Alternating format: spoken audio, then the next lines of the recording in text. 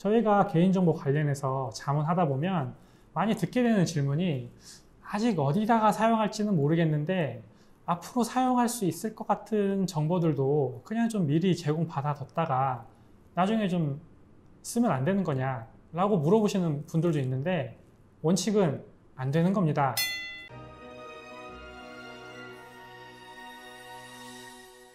안녕하세요. 고운 변호사들 TV에서 기업을 담당하고 있는 서진수 변호사입니다. 최근에는 유튜브나 인스타그램, 페이스북과 같은 서비스를 이용하는 사람들이 많아져서 개인정보도 이전보다 훨씬 더 많이 노출되고 있습니다.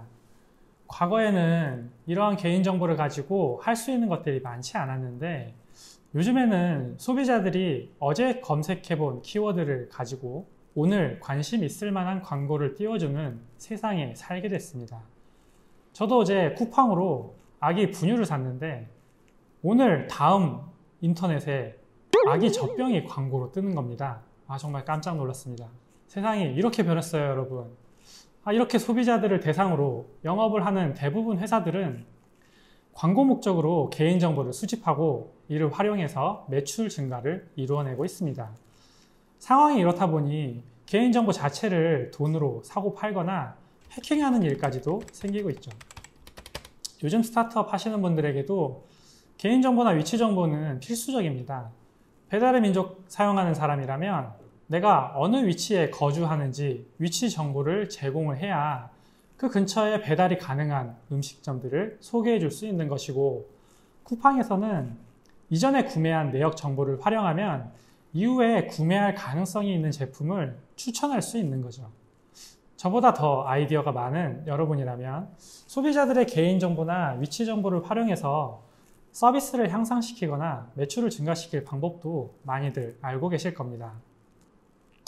그런데 여러분이 일방적으로 불특정 다수의 개인정보를 수집해서 마음대로 사용할 수는 없고, 소비자가 스스로 제공하겠다고 동의한 개인정보만 사용할 수 있다는 것을 알아야 됩니다.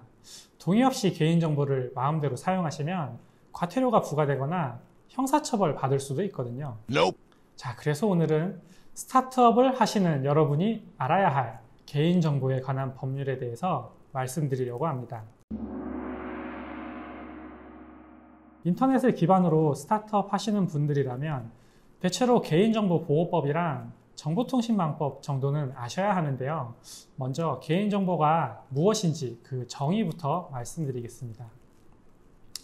개인정보보호법에서는 개인정보를 살아있는 개인에 관한 정보로서 성명, 주민등록번호 및 영상 등을 통하여 개인을 알아볼 수 있는 정보라고 정의하고 있습니다. 개인을 알아볼 수 있는 정보여야 하기 때문에 한눈에 개인을 알아볼 수 있는 주민등록번호나 학번, 군번 이런 건 당연히 포함이 되는 거고, 다른 정보랑 결합해서 개인을 알아볼 수 있는 정보도 개인정보에 포함이 되기 때문에 인터넷 쇼핑 구매 내역이나 웹사이트 방문 내역 같은 것도 개인정보가 될 수 있습니다. 쉽게 말하면 30대가 많이 구매하는 물품 정보 같은 일종의 통계 자료는 개인정보가 아니지만 제가 어제 쿠팡에서 구매한 기저귀 이런 건 개인정보가 될 수도 있는 겁니다. 그런데 생각보다 개인정보의 범위가 넓고 실제로 여러분의 영업에 활용할 만한 가치가 있는 정보들은 개인정보에 해당하는 경우가 많습니다. 그럼 여러분이 이러한 개인정보를 활용해서 사업을 하고 싶다고 한다면 먼저 개인정보 수집, 이용에 관해서 동의를 받으셔야 합니다. 이때 여러분은 소비자들에게 개인정보를 수집하고 이용하는 목적, 어떤 개인정보를 수집하는지, 개인정보를 얼마나 보유하고 이용할 것인지 등에 관해서 알려주셔야 됩니다. 저희가 개인정보 관련해서 자문하다 보면 많이 듣게 되는 질문이 아직 어디다가 사용할지는 모르겠는데 앞으로 사용할 수 있을 것 같은 정보들도 그냥 좀 미리 제공받아뒀다가 나중에 좀 쓰면 안 되는 거냐 라고 물어보시는 분들도 있는데 원칙은 안 되는 겁니다. 개인정보 수집할 때는 필요한 최소한의 정보만 수집해야 되는 거고, 필요하지도 않은 정보를 미리 수집하는 것도 안 됩니다. 만약에 여러분이 필요하지 않은 정보인데 필요하다고 소비자들을 속이고 개인정보를 수집하시거나 수집한 개인정보를 처음 설명한 이용 목적이랑 다르게 사용하시면 형사처벌 받을 수도 있습니다. 조심하셔야 돼요. 다음으로 개인정보 제3자 제공 동의를 받으셔야 되는데, 예를 들어 쿠팡에서 물건 사시면 배송업체 통해서 집으로 배달이 오지 않습니까? 그럼 쿠팡은 여러분의 주소 정보를 배송업체한테 제공해야 됩니다. 이럴 때 필요한 게 소비자의 개인정보를 제3자에게 제공할 수 있도록 동의를 받아두셔야 되는 겁니다.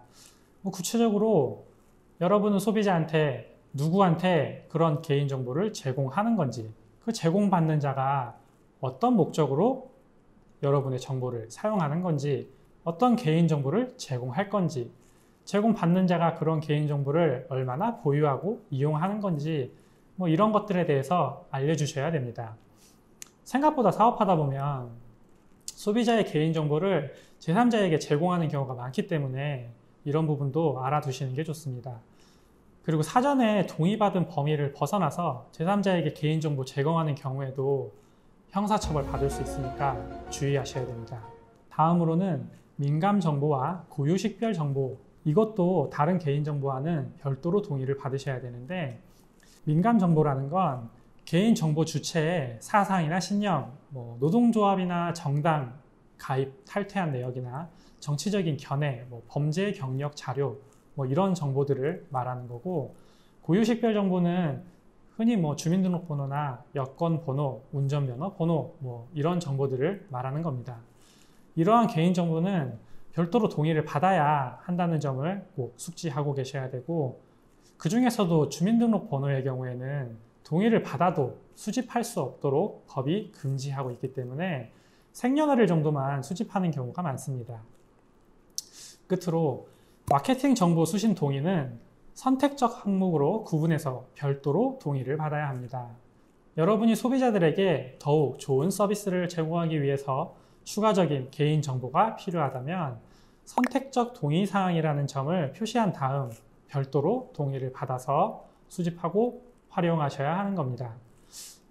오늘은 개인정보 동의와 활용에 대해서 알아봤는데요.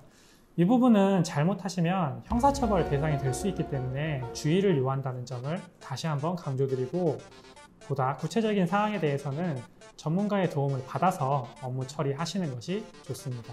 감사합니다. 오늘 보신 영상이 도움이 되셨다면 좋아요와 구독 부탁드립니다.